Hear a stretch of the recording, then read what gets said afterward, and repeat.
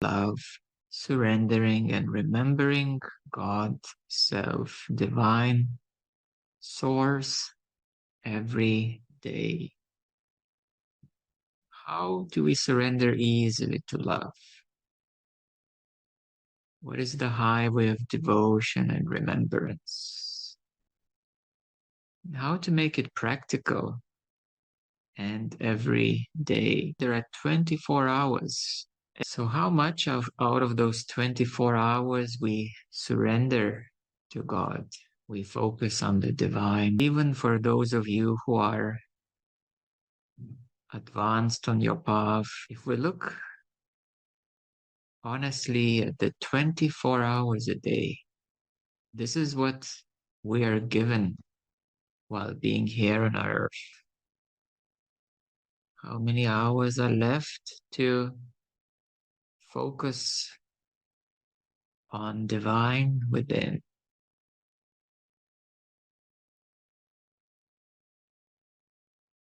So therefore we need to keep a constant intention aimed at God. And our intention aimed at God is remembrance of God. We don't have to try to remember in the mind as such. But as long as we carry intention in our heart throughout the whole day, this keeps one aligned to the higher. The path of surrender is not easy because on this path of surrender, we have to encounter all desires, material, social, personal, relationships,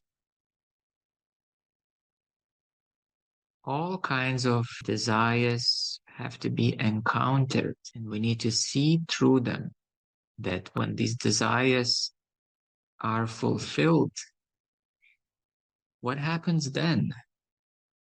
Normally, one moves on to the next desire, and it goes round and round and round, more and more and more. So the wise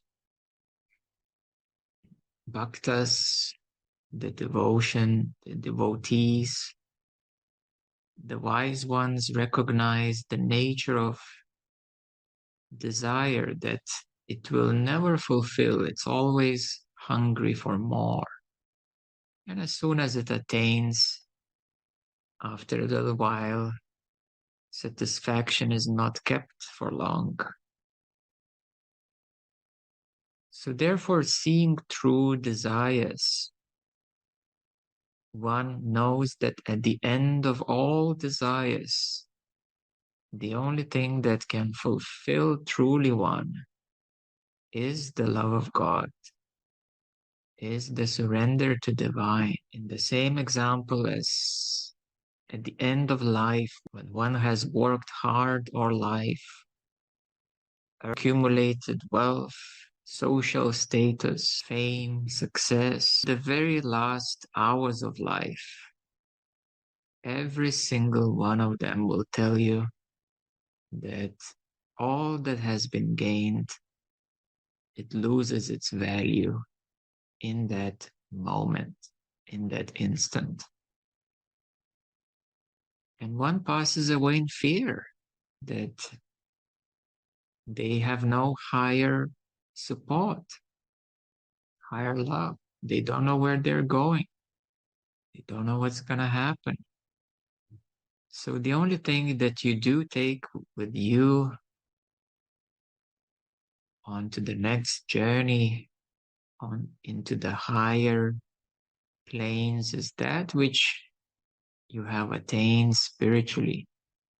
As ascended masters say, there is only one shortcut to the whole ascension process, and that is love. Love, surrender, and devotion is the only thing that can save a lot of effort. It is the highway into the higher. Love has many forms. It is not only the love in the heart. Love has many forms. It is also harmony. It is also peace. Love is also contentment. Love is also fulfillment. Love is satisfaction. Love is connection to the higher light, abiding in the higher light. And in the regions of divine love, bliss, light is one and the same. It is the one reality that permeates all existence. And only when we go into the lower planes of existence, into the lower regions of the universe, things get more differentiated, more split into objects, qualities, processes. But as we go up, everything is more reunited, connected, part of one. How do we surrender easily to love in the highest sense? To answer this question, we need to look at the process of surrender. What do we surrender? Is it the focus in the heart? Is it focus in the head? Is it focus in any particular chakra, energy center? The biggest surrender is when we surrender all our chakras. When you surrender all of your chakras to God, to divine love, to the beloved self,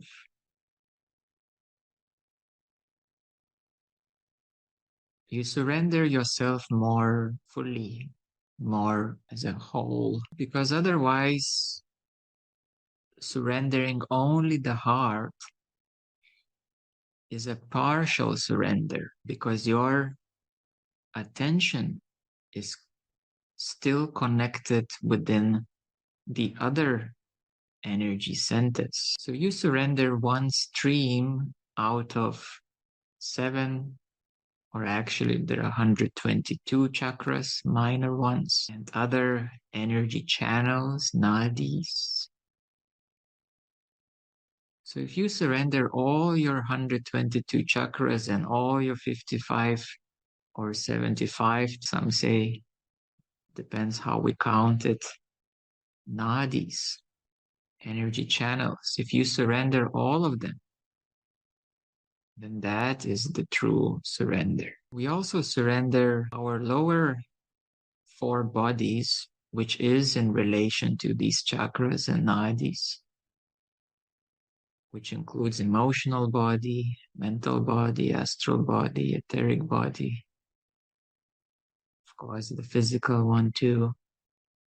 But we also surrender our higher vehicles of consciousness. Our highest self surrenders to love. For the highest self is also working towards ascension. The higher self is above the 4 lower vehicles of consciousness, but he or she is also working on ascension. We surrender our I am presence. We surrender our soul. We surrender truly and fully all that we have and all that we are. So this is the complete surrender. We recognize that anything that we experience is given. Good given, difficult is given. We surrender all that we hold, all that we experience. But to make it easier for all of you is to remember foundationally to surrender all of your chakras, because the mechanism of attention and focus is always positional, is always partial. So to overcome this inherent limitation is to surrender all your chakras. And when you do it so, When you surrender all your chakras to love, you automatically overcome the limitation of your attention and focus. So this is a shortcut, the easy way. Of course, you can surrender all your chakras and whatever they are engaged with. In order to do so, you need to be to some extent aware of your chakras. So this practice is not for the beginners. You need to have a certain energetic awareness, but all of you do to some extent. But I wouldn't give this practice to a total beginner because they have not developed awareness of their energy centers. So this way we are sure that we surrender fully, not partially. All that your attention and focus interacts with, consciously or not, because in your attention and focus, you're only conscious of a tiny part of all that you interact with on the energetic level. So this is a shortcoming of the attention and focus. And by surrendering all your chakras, we automatically overcome it. So you don't need to be concerned about anything in particular, energetically, or whatever you experience, or whatever you perceive difficult, unwanted. You don't have to be worried about any of that in this practice of surrender. So this becomes the highway of surrender, and we focus on devotion and remembrance as a second step. Devotion and remembrance of the supreme love, divine light, the all-glorious self, the most beloved God. We devote to pure aspect, or even more so, an aspect I mean, for example, Krishna, or Jesus, or any other deities, which are all aspects of the one supreme source. So whatever is your background, your spiritual or religious background, you can devote and remember this higher aspect, divine aspect. In Christian tradition is with Mother Mary or Jesus, the Ascended Masters, the New Age, all the Hindu pantheon, or the Buddhist bodhisattvas, or the Islamic prophets, or the Sufi saints, or the Sikh saints, the gurus. So this is where we remember the gurus, the saints, the cosmic beings. And each of them has some unique qualities that you resonate with. Depending on your current development, you may connect, for example, with certain ascended master or Krishna at the present level. And let's say 3-5 years later in your practice, you can connect with the same being on a much deeper level. How does that work? Let's say 5 years ago, you had a certain openness. You had access to, let's say, your higher self. When you were exploring your chakras, your spiritual heart, the inner love, and so on. So you had access at that degree. And when you were connecting to these deities, you connected them via your higher self. But now, 3-5 years later, you have much higher access to much higher vehicle of consciousness. So now you can connect with their higher vehicle of consciousness, and you can experience much more expanded love, much greater light, deeper bliss. So you meet everyone according to where you are. So devotion and surrender is how deeply we meet the beloved deity in whichever form it is for you. How deeply we surrender to it. Devotion, surrender, love is not a one-way road where you give up your power all the time. It is a balanced path.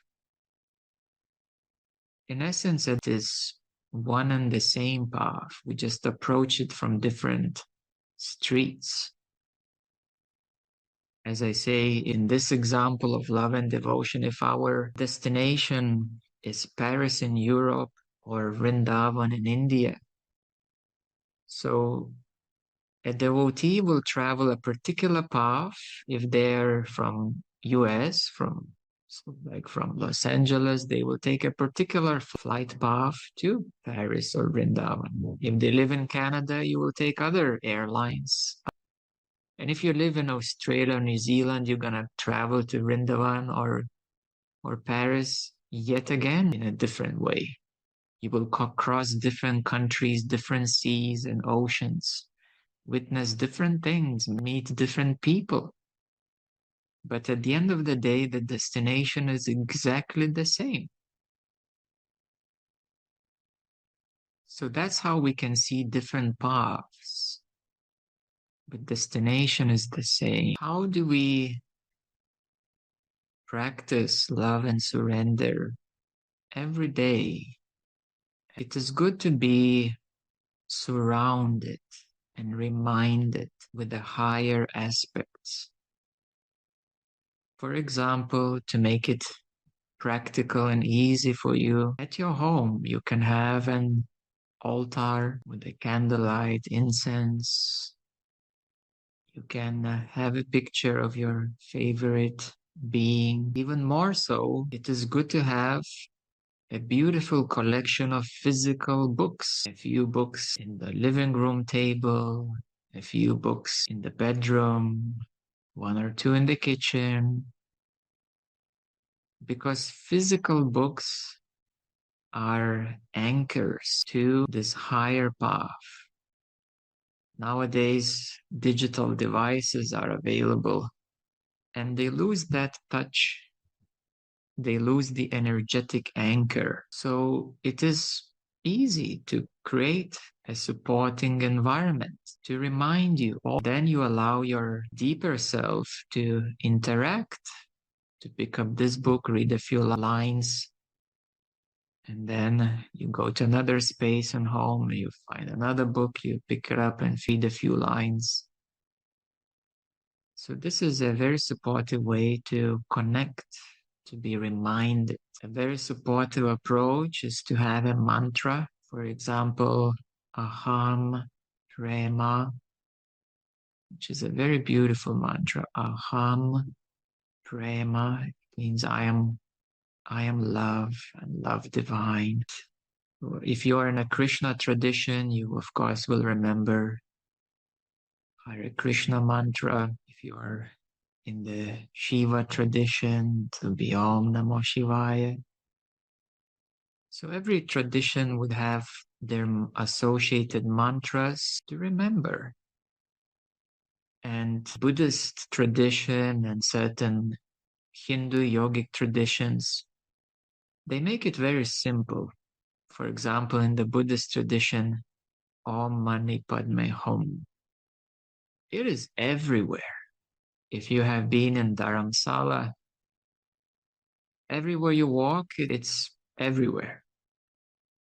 And they have even those spinning wheels, prayer wheels. So you go and as you spin it, you're supposed to repeat Om Mani Padme Hum. And then you spin another one and again you repeat it. So as you go along, you're reminded of this mantra of devotion, of remembrance. If you repeat the mantra for 108 times as a minimum, then it starts to take a deeper effect in your conscious, subconscious, and unconscious mind. So of course you do it with the open heart, but as you repeat it 108 times as a minimum, it starts to automatically sink in deeper in the conscious, subconscious, and unconscious mind. And what happens then is that it starts to rewire your mental subconscious and unconscious patterns. I experienced it many times with the mantra repetition. It creates a safeguarded structure beneath the mind. And you know, the mind is like a jumping monkey, but by continuous prolonged mantra repetitions, even more so if they're associated with songs, then it sinks in so deeply that instead of your mind picking up on the song in the radio and looping the tape in your head, even if you don't like that song, instead of that, you will have a devotional mantra repeating in your head automatically. And that's beautiful. So by a continuous mantra repetition, you set in a deeper structure, a supportive structure that will help you in many ways in your day-to-day life. So mantra repetition is a beautiful way of remembrance, and it can even become automatic. This is why they're pretty simple. These best mantras, they're not long. It's not a manuscript to read.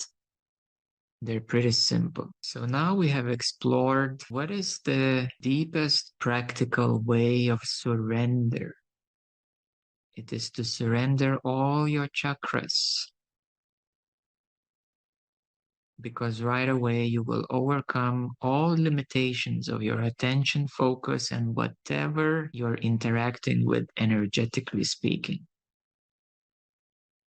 The second step is devotion and remembrance of a divine aspect, which can be any being that you associate with. And using mantras, day-to-day life is very supportive, long run.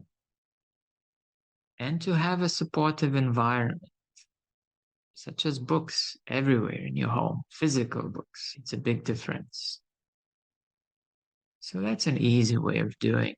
Then as you go deeper into meditation, you will go deeper into this love, into deeper immersion. And of course, being in a live presence of a teacher in our live meetings, my duty is to connect you higher, deeper, whether you are aware of it or not, because sometimes your conscious, subconscious attention is mingling around with whatever you experienced in the day. But regardless of that, I focus on your higher aspect, higher vehicle of consciousness.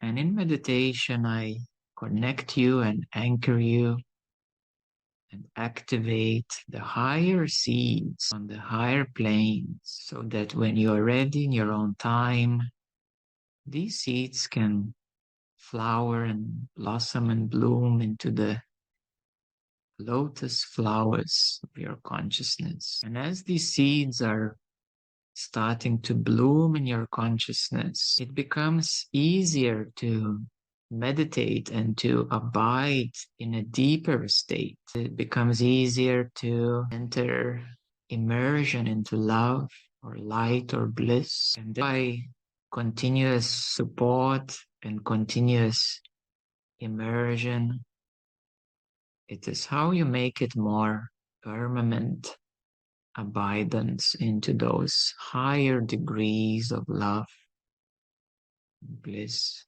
divine.